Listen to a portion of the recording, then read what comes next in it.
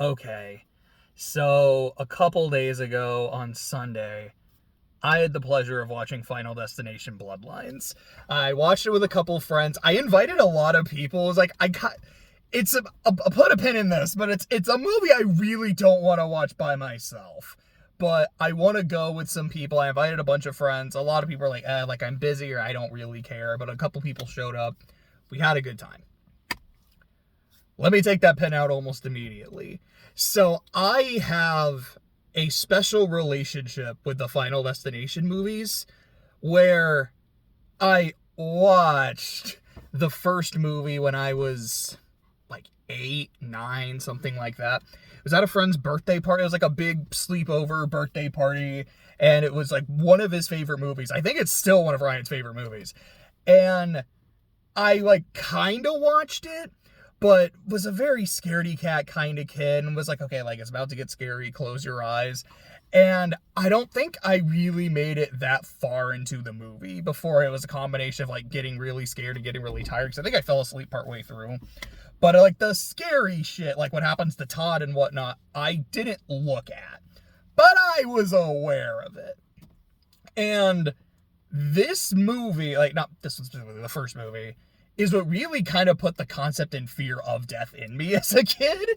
And it's one of those things where I've always found, as goofy as Final Destination can be, because death is basically just playing mousetrap with the way a lot of these kills work, it's still something that inherently freaks me right the fuck out.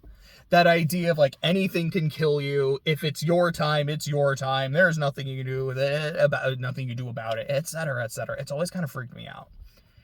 So, I believe I have seen the first 3 movies, but I've seen them all on TV. So all I've seen them and I've enjoyed them, I've watched them censored. And when it comes to 4 and 5, I believe I've watched the kill counts. Shout out to Dead Meat. I haven't been keeping up with the channel recently, but I've really enjoyed them when I watched them. But I've seen the Final Destination kill counts. So I've watched like abridged versions of essentially the first 5 movies, and I've watched the first 3 uncensored. But this was my first time saying, I am just going to watch a Final Destination movie. I'm going to go in with very little spoilers, like a few things I kind of seen online or like in the trailers, but like I don't really know what's about to happen. I don't know what I'm in for. Let's go. And part of that has been getting more into horror as a genre. Like I used to, like Chucky scared the shit out of me. I could not look at that fucking doll without just like, oh, I don't want to look, oh, I don't want to be here. And yeah, like I fucking love Chucky. Like the show is fantastic. I'm really sad that it got canceled, but apparently like they are going to be continuing it through like other films or whatnot, so I am excited. Real quick, I think I heard that they're considering doing a Chucky movie on a train, which honestly sounds dope as fuck. And also, I don't know if this has been like a recent idea, if it's been development hell for a long time, but a Chucky versus Freddy movie. And I'm not gonna lie, that sounds fantastic. Like I kind of want to watch all of that shit. So partly it's like I've been getting more into horror, kind of conquering my own fears through like within the genre. Maybe I should give this a shot. And also just this sounds like it would be a fun movie to watch in theaters. Just the absolute insane bullshit that happens in Final Destination movies. I should watch that on the big screen. I don't want to go by myself because I know how I am with this series. But I want to go and have a good time and watch it with some friends. So I did. So now before I get into the film, I will just go ahead and give a full spoiler warning. I'll probably start with the more non-mild spoilery stuff, but let me just go ahead and say it. 5, 4, 3, 2, 1, we are live. Full spoilers for this, full spoilers for essentially the whole series going forward. So with obviously all the stuff I have said before about how I haven't really watched the other movies, I cannot say how good this one is compared to the others. Is it the best one? Is it the worst one? From what I hear, everyone says like 4 is the absolute worst, most dog shit movie. I liked this a lot. I had a good time with it, and a lot of that is like enjoying the insanity of a Final Destination movie, but there's another aspect of the movie I really love, and I'm kind of going to save that for the end. But just going over the Final Destination aspects of the movie, number 1, the collapse of the Skyview restaurant is wonderful. I am terrible with heights. I am terrified of heights. So just like looking up at this thing as they're going up the elevator and just oh, I hate this. I hate this so much. And I know what movie I'm watching, so I know what the fuck is about to happen, but oh man, I'm right there with you, Iris. I don't like that view. So the entire, 10, 15, 20 minutes where it's just like the build up to the Skyview and then watching it get slowly destroyed as, the people... I will never hear the song Shout the same way again, and I fucking love that song. But just as everyone's dancing on the dance floor, you see the cracks forming, I can feel it, and it was so good to watch. I did not see the movie in IMAX. I didn't actually know it was in IMAX. I'm I'm not exactly in a rush to go see it again. But if I had friends, because I have one friend who's an absolute film buff, he's I'm not really interested in Final Destination. But if he's okay, I'm going to watch it and I'll watch it in IMAX, I might go with him and do it. I feel like the destruction of the Skyview would be worth the price of admission for that alone. It was absolutely fantastic. Some highlights from there, I would say, I think Peter was the name of Iris's boyfriend, later husband, and all that. I'm going to put a quick pin, but it's something I want to address. But him holding on to that last bit of glass and you see cutting into his fingers. Loved it. Fucking hated it, but I loved that. It's if he loves you, he won't let go. I'm okay, so I can kind of see where this is going. Yep. That bit at the end with Iris and, I said full spoiler. So Iris and Bloodsworth as the rebar's clawing into her hand. Oh, it's great. And I hated it. The best kill in the Premonition. There's two that come to mind. Number one is the elevator. Just the dude trying to get in, and then the doors stick on him and they don't immediately crush him and kill him, and then it comes down, just slices him in half. I think I let out a very audible oh, when that happened. It was that's the kind of shit I want to see in a Final Destination movie. Just creative, insane, violent bullshit. And the fucking piano falling on the kid. What a piece of shit kid. I think I heard that this is the first time, a kid has actively died in a Final Destination movie, and is kind of thinking about it. In it's teenagers in 1 and 3, and there might be, I think in 2, it's, Kimberly and her friends, I think, are college students. I don't remember how old Rory is. But generally, it's, college, high school students, or adults. Yeah, I think that is maybe... Oh, I know, there's a baby on Flight 180, if I remember correctly. But I think it's the idea of, well, maybe children have died in the disaster, which, again, technically happened. We've never really seen, a Final Destination death on a kid. And then, the kid, thinks he got away, and then the piano just crushes it. And that got a good laugh out of me, and I didn't watch it in a big theater, but you could kind of feel the theater a bit going yeah, fuck that kid. Great shit, but I want to go and take that pin out. So the plot of the movie is Iris is our main survivor. Our main survivor of the Premonition, and she stopped the entire thing from happening. Nobody died. Props. I don't think I have ever seen that in a Final Destination movie. It's people have gotten out, but shit still happens and goes wrong. Actually, maybe in 2, because I think Kimberly did stop the thing from happening, but then, when she gets out of the car, her friends get hit with the car, and then, death going backwards and all that shit. Anyways, point. She stopped the entire event, and a lot of people survived. So death over the past, I don't remember how long they said that was. I want to say 50 years. But over the last few decades has been going down that list in addition to other lists. And while in previous films, the lore seemed to be, because this is something I talk about a lot in 2, and I know it's the alternate ending of the first movie, is that new life will defeat death. Not just in the sense of, you died, but your heart stopped, but you came back. But also, if someone who was supposed to die has a child, the life of that child is supposed to break the chain. Bloodlines says, nah, they weren't supposed to be alive the same as you, so I'ma kill them.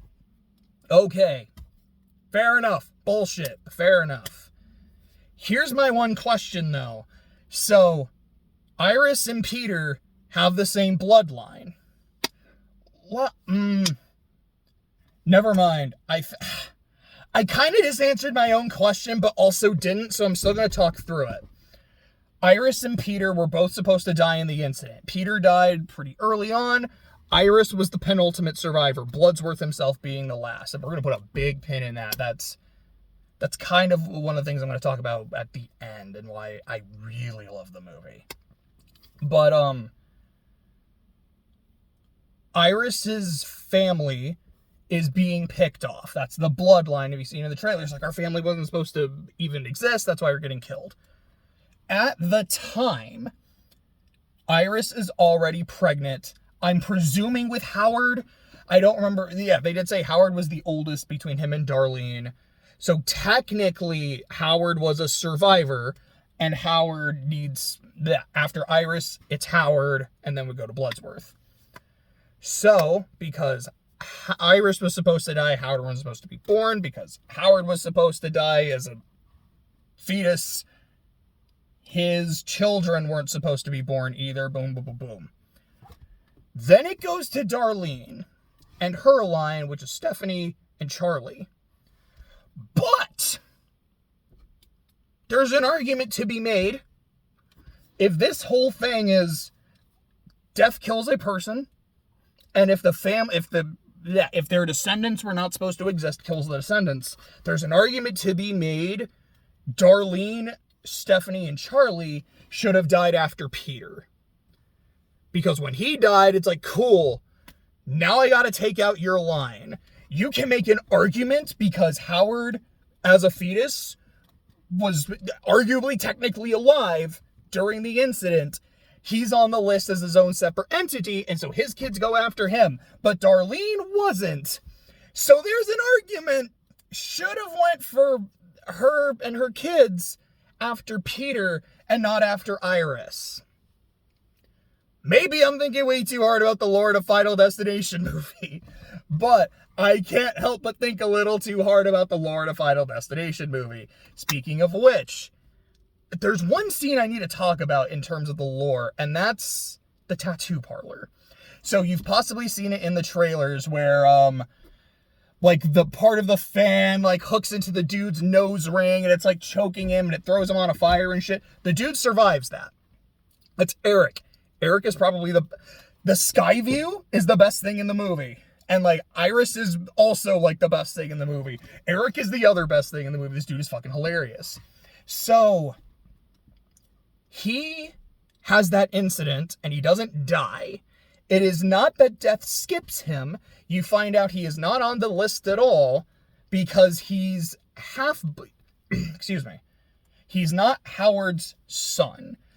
He's, the result of infidelity, which leads to this incredibly funny line where he's confronting his mom, but he's like, wait, so who's my dad? I don't remember the name. It was like Jeremy Thunderbender. I don't know. It was some shit. And he's like, what? Fucking him? Is that why he always wanted to play catch? I was laughing so hard at that line. It was gold. Apparently it was improvised too. But it makes me think about the tattoo parlor scene. If Eric wasn't on the list, why did that happen? And I can think of 3 reasons that are all kind of interesting in their own way. Number 1, Death's like, okay, I got Iris, I got Howard, now I go for the firstborn son. And then as shit's happening, I guess Death realizes, oh shit, this is the wrong motherfucker. Alright, I guess I can't kill him. But I won't kill him, but he'll survive or whatever. Or like Death just sets the shit up.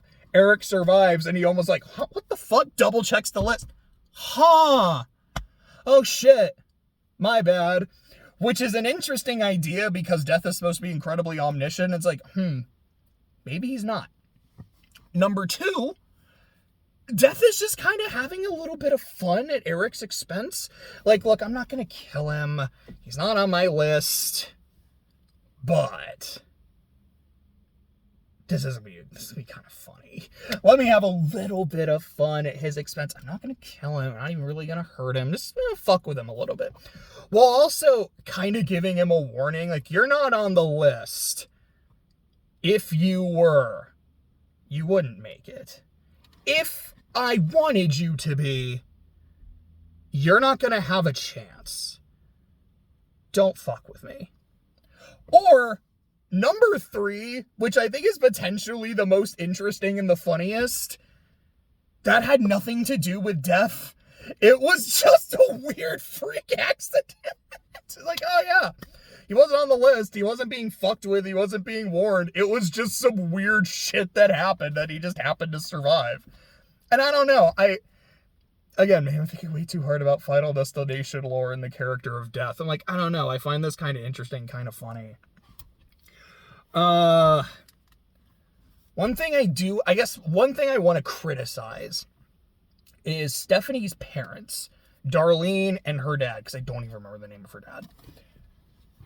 What I don't like about her dad is specifically how much of a non-character he is. Like, okay, so after Iris's death, the two families are getting together because the two families are very close. Darlene left the family a long time ago. She's now coming back into their lives. Dad is very uncomfortable by this. Like, okay, that's interesting, but he seems to have a good relationship with his kids. Then so it's Howard dies, Eric has that brush with death, Julia dies, and after her death, the family's now taking this very, very seriously. And the dad is just like, no, like, this is dumb, this is bullshit. Not that I blame him, of course, with people in the family dying and realizing that means your kids are coming up, I can understand him saying, like, no, I don't want to believe this because, like, this is fucked up. Also, this is the crazy shit my wife was spouting for years, and it, like, ruined the family. It's what, like, grandma was spouting it and ruined that family. I don't want to put my kids through this. I get that. By that same notion, if they're correct, because death, your kids are coming up soon, and we don't see him, like, trying to protect the shit out of his kids, that I don't love. And with Darlene, what I don't love is how her death happens. Like, so she saves Charlie and then is like, hey, like, I know some shit just happened, but, like, I'm going to protect you, and then immediately, like, dies. I don't like that her death is played as a joke. It's coming, especially because of what just happened with, like, Stephanie. Like, all right, the seatbelt's fucked up. She's going to start drowning in the car, a la Kimberly. It has to like, something's going to happen there, and that's not going to happen if the mom's alive. I'm going to put a pin in something real quick. But, it's not going to happen if the mom's alive, so of course she's going to die. I don't love it being played as a joke, though. What I will say, because I had that pin I wanted to address, is, so Stephanie almost dies by drowning, and they do a fake out where they make it seem like, okay, she pulled the Kimberly, and the movie specifically addresses, like, they have Tony Todd himself say, she's alive. Her death and life broke that chain. She's fine. So I'm assuming Burke is alive as well because he was going to be after Kimberly. And if it breaks the chain, I would assume everyone after her in that situation is alive. So the two of them are fine. He also says it's the only time he's aware of. So to me, that assumes that Wendy, Kevin, and Jules, I think is the name of the sister in 3. I assume that means all 3 of them are dead. And I think I heard the producer, like, today or the day before said, like, no, I am confirming they died. But, if that's the case, because they specifically say here, Steph, like, well, your heart didn't stop, you didn't technically die, so you and your brother are still on the list, which does lead to, like, a train coming at them, like, the derailed train, is that a Final Destination 3 reference? Because I felt like the pole on the mom, it reminded me of, it was like a cherry picker that killed the goth dude in 3. It's like, that feels like a reference to 3. Is this a reference to 3? And then, like, the log truck and the logs falling on them, like, that's a reference to 2. That's a great reference to 2. But I'm like, if Stephanie survived the drowning, then doesn't that mean that death should skip her? and then have to double back. Because I believe at the end of the film, it is she gets crushed by a log and then Charlie gets crushed by a log. Unless, like, I don't know, like when the train derailing was like going after Charlie first, maybe it was, and I don't know. It's just one of those things where I'm like, was that playing by the rules the way he was supposed to? Maybe, maybe not. I'm not sure. Just kind of working through it as we go along. Was there anything else I wanted to say before I like really get to I guess I should just talk about what I thought of the kills in general. Like I said, the sky view was fantastic. Howard's death is some real Final Destination bullshit of like, oh, this random thing and this random thing led to this. Blah, blah, blah, blah. It's silly, but the actual death itself, when it happens, like, it's pretty gnarly. Julia's, the setup is funny because they, earlier stuff's like, okay, this is probably what's gonna happen. And the fact that it happens, like, in the background, I think is pretty funny. And then the actual death itself is very violent. The MRI machine. I already don't like MRI machines because of how fucking claustrophobic they are. I had one done a couple years ago. Not a couple, it was longer than that. And I fucking hated it. This had nothing to do with that. It was about the magnets, and it's like pulling out Eric's piercings, and oh, you find out he has a cock ring, and oh gosh, it was so, I hated it. It's the best kill, again, aside from everything in the sky view, like, that to me is the most memorable kill in the movie, but oh man, that was brutal to watch. And then what happened to Bobby, like, right after, like, the spring going through the head, like, fuck. Darlene getting splatted, and then the log truck. Those were the kills. Overall, I'd say, like, good shit. Off the dome, especially because, like I've said, I've seen these kills censored and some of them uncensored. I think my favorite in the series is probably Rory. Because, like, that's a really violent kill, but, like, I think it's a really cool one. I've heard that some of the ones in 5 are really, really cool. So, like, at some point I might, like, check it out. I might, like, check out the other movies. But I think my favorite from this one, from the main kills, is the MRI machine. Oh, I hate it so much. Okay. So that's kind of everything I wanted to say before getting into the other aspect of the movie that made me really love it. As weird as this is to say about a Final Destination movie, and maybe it's not as weird to say that as I think. Maybe if I rewatch them and, like, actually watch them, I'll get to a similar conclusion. But Bloodlines feels like it's a celebration of life rather than just, hey, let's set up some dominoes and knock them down. And there's 3 things in the movie that make me think that. Number 1 is Howard gives a speech, like, before his death, which you can argue maybe it's more like black comedy because he kind of knows someone's about to die. It's probably about to be him. But he does give this very nice speech, like, you know, like, we just lost Mom, and, you know, we're all having to deal with that, but, you know, we're all here. We're able to come together. You know, we have people in our life that are worth celebrating. Let's celebrate them as much as we can. I love all of you. There's just Iris and Darlene in general, and seeing how their obsession with death ruined the lives of their family. And, like, how it drove everyone away from Iris. Darlene had to drive herself away from her family. We see, like, how that's damaged Stephanie and Charlie. There's also the idea, not necessarily the idea, but the fact that Eric's death and Bobby's death are caused by Eric trying to save his brother. It is that, like, desperation of, I'm not going to let anything happen to you. I'm going to be the one to save you. I have to save you. It is that obsession with death that causes them both to die. And like Bloodsworth said, like, you fuck with death, it gets messy. It got messy for Eric, for sure. But, of course, the really big one is Tony Todd's final on-screen moment, where Bloodsworth, his character, is dying of cancer, and he's like, yeah, like, I died in that premonition after Iris. I'm the last one. I have cancer. So now that she's gone, and she was my good friend, now that she's gone, it's y'all, and after y'all, it's gonna be me. And from what I understand, they wrote, like, part of that scene was scripted, but the last things that Bloodsport says, that is unscripted. That is Tony Todd. In his final on-screen moment, he is saying, I encourage you all to live. Enjoy your life. It's so precious. Don't waste it thinking about death. Don't waste it trying to connive ways to survive. Use it to make every day, every moment meaningful.